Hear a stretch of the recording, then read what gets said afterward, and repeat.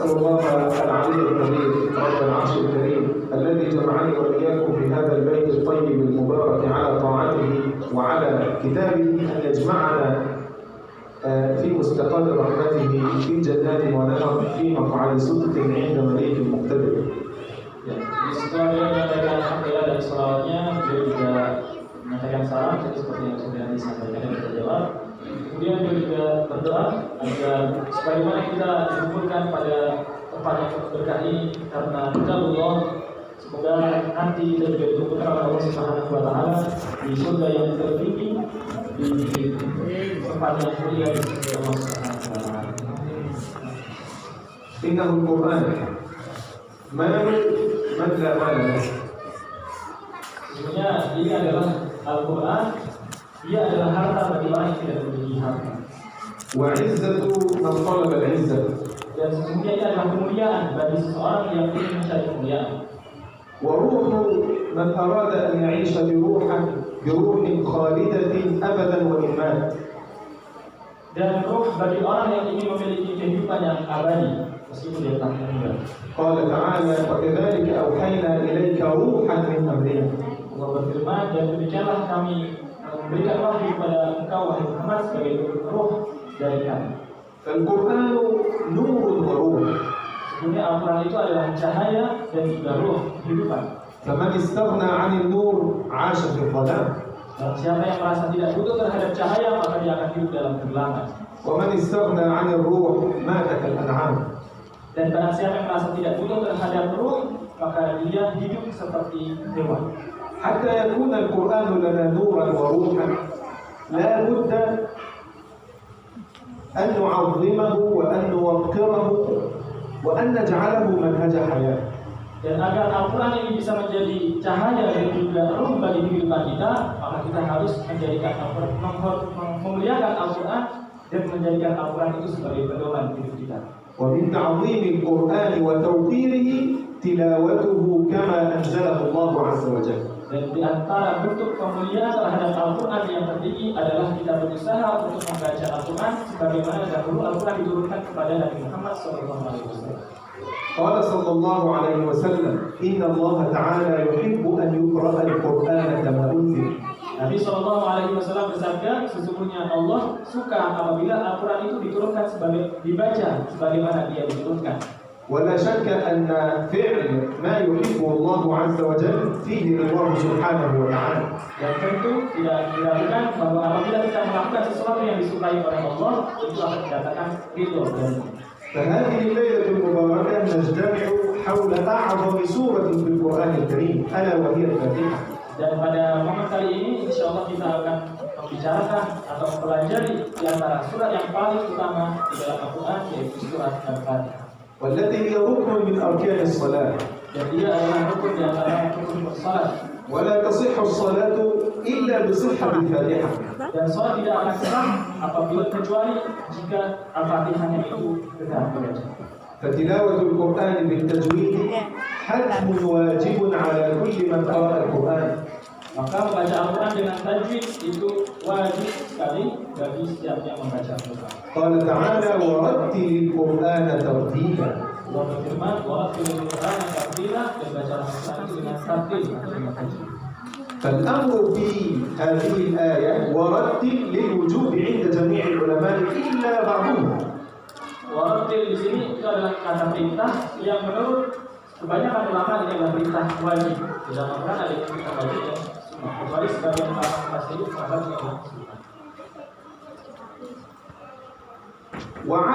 وفي الحديث الصحيح أو في الأثر الصحيح أن ابن مسعود رضي الله عنه كان يقرأ أعرابيا القرآن الكريم، فكان يقرأ هذا الأعرابي قول الله عز وجل إنما الصدقات للفقراء والمساكين ولم يمد الفقراء.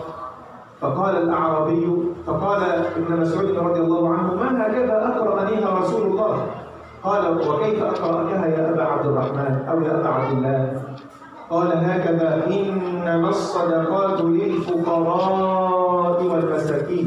قال راوي الحديث وما ابتدأ. Dan dalam salah satu riwayat yang sahih dari Abdullah bin Mas'ud, suatu hari beliau mengajarkan Al-Quran kepada seorang Lantas orang Badui ini membaca innamas shadaqatu lil fuqara'i wal masakin tanpa ada madnya. Harusnya itu adalah mad wajib. Maka Abdullah bin Mas'ud berkata, bukan seperti ini dahulu Rasulullah mengajari saya membaca Al-Quran. Lantas orang Badui itu bertanya, bagaimana kemudian Rasulullah mengajari engkau wahai Abdullah bin Mas'ud? Dia mengajarkan innamas shadaqatu lil fuqara'i wal masakin, 4 halakat artinya. Dan perawi hadis ini mengatakan yaitu Abdullah bin Mas'ud hanya mengomentari masalah madnya, tapi Abdullah bin Mas'ud memiliki perhatian yang lebih di dalam masalah tadi. مع أن عدم المد في الفقراء لا يغير المعنى. Padahal kalaupun misalnya tidak dibaca 4 halakat itu tidak mengubah makna sama sekali.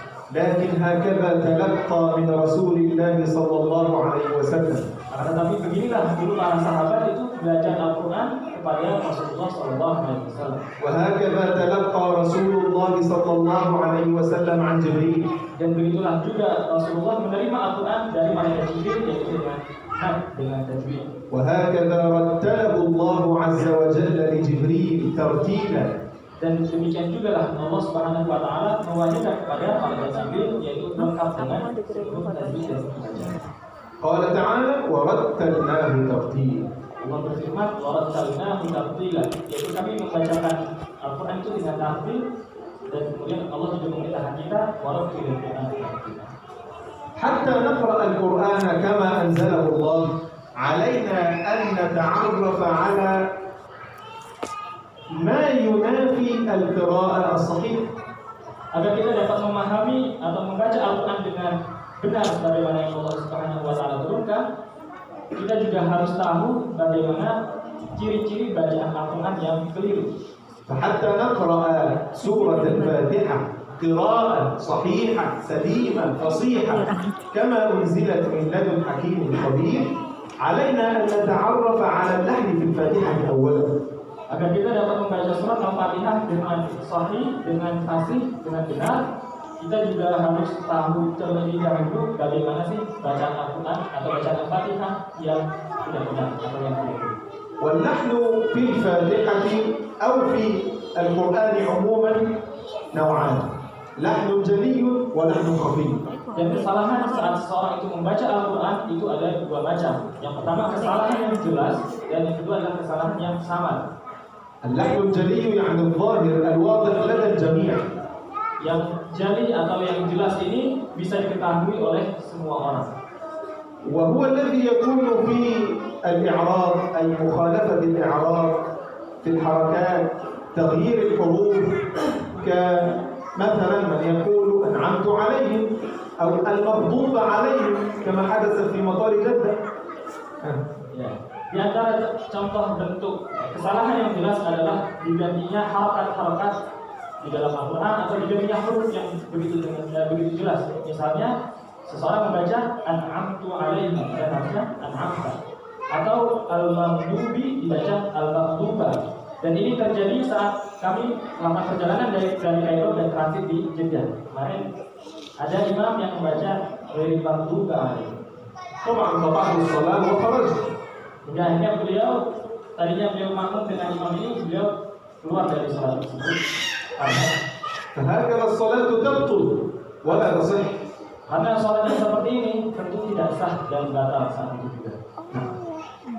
اللحن الجلي يكون في الحركات ويكون في الحروف. يكون في الحروف كمن يغير مثلا ضاد المغضوب دالا فيقول المغضوب أو الدال التاء هكذا دال وليس الضاد. إذا علينا حتى نقرأ القرآن قراءة صحيحة علينا أن نتعرف على أصوات الحروف. Dan selain harakat yang diubah, bisa juga huruf-huruf yang diubah. Misalnya al-maghdubi menggunakan dot diganti dengan dal, jadi al-maghdubi. Itu juga waladhdallin. Oleh karena itu, sebelum kita mempelajari atau belajar membaca Al-Quran dengan benar, kita juga harus tahu bagaimana huruf-huruf yang dibaca dengan benar. ولا شك أن هذا اللحن حرام بإجماع العلماء. Dan kesalahan yang seperti ini tidak diragukan lagi keharamannya oleh seluruh ulama. أما اللحن الخفي الذي يكون بسبب مخالفة قواعد التجويد أو الزيادة عليها، كمن يزيد المد في الضالين عن 6 حركات، هذا لحن خفي لا يعرفه إلا المتخصص في علم التجويد، أو من يظن النون المظهرة فيقول أنعمت عليهم، هذا لحن خفي. هل هذا يبطل الصلاة؟ لا، لا يبطل الصلاة. Dan jenis lahan atau kesalahan membaca Al-Quran yang kedua yaitu kesalahan yang samar. Dan ini tidak diketahui kecuali orang yang memang benar-benar mempelajari ilmu tajwid. Misalnya ketika seseorang memanjangkan mad waladhdallin lebih dari 6 harakat, atau orang yang harusnya membaca nun izhar jelas an'amta dibacanya an'amta. Nah, ini adalah lahan khafi atau kesalahan yang samar, dan ini tidak sampai membatalkan salat. لكن ليس معنى أنه لا يبطل الصلاة إذا لا مشكلة نلحن، هذا لا يجوز، لابد أن نقرأ القرآن كما أنزله الله، وقلنا أن النبي صلى الله عليه وسلم قال إن الله يحب أن يقرأ القرآن كما أنزل. Tetapi meskipun sholatnya tidak batal, bukan berarti kemudian ini tidak masalah seperti itu. Karena bagaimana tadi sudah disampaikan bahwa Allah itu suka apabila Al-Quran dibaca sebagaimana dia telah ditujukan. وهذا اللحن عند بعض العلماء حرام. Dan sebagian ulama menganggap tetap lahan atau kesalahan seperti ini adalah haram hukumnya. ودليله أن الله عز وجل قال ورتل القرآن ترتيلا فورتل للوجوب. Dan dalilnya adalah tadi ayat warattilil Qur'an tartila, yaitu itu adalah perintah wajib. ومخالفة الوجوب حرام. Dan menyelisihi yang wajib itu tentu sudah jadi dosa atau haram. وبعض العلماء فصل المسألة وقال إذا غير المعنى فهو حرام، وإذا لم يغير المعنى فهو مكروه لمخالفة الكيفية التي أنزل الله القرآن عليها.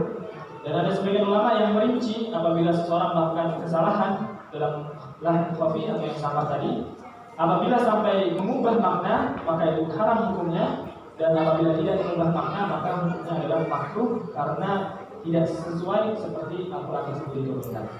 قد تشعر الآن في قلبك هكذا أن المسألة عظيمة وأن الأمر خطير وأن التجويد صعب، لكن بالعكس، على العكس جدا، التجويد من أسهل ما يكون ومن أيسر ما يكون، لكن إذا اتبعنا الطريق الصحيح في طلب التجويد سنصل سريعا. Barangkali sebagian jamaah ada yang merasa bahwa waduh ternyata masalah ini masalah yang berat, masalah yang rumit, bisa sedikit-sedikit dosa gitu. Nah, tapi beliau menyampaikan tidak seperti itu. Sesungguhnya bahkan masalah ini adalah masalah yang insya Allah mudah apabila kita menempuh jalan yang tepat. لكن أول ما يجب علينا في تحسين التلاوة الفاتحة، لأنها مطلوبة في الصلاة وهي ركن من أركان الصلاة، وإذا صححنا حروف الفاتحة صححت الحروف الأخرى التي تقرأها من أي سورة أخرى. Tetapi yang paling penting untuk sementara ini adalah kita memperbaiki surat bacaan kita di surat Al-Fatihah. Karena kalau kita sudah memperbaiki bacaan di surat Al-Fatihah, maka insya Allah yang lainnya juga akan jadi lebih mudah. كنت أتمنى أن يكون هناك biasanya ingin ada nulis ternyata belum atau نبدأ أولا ببيان أو تفسير مبسط لسورة الفاتحة. Kita mulai dulu dengan penjelasan singkat tafsir surat Al-Fatihah.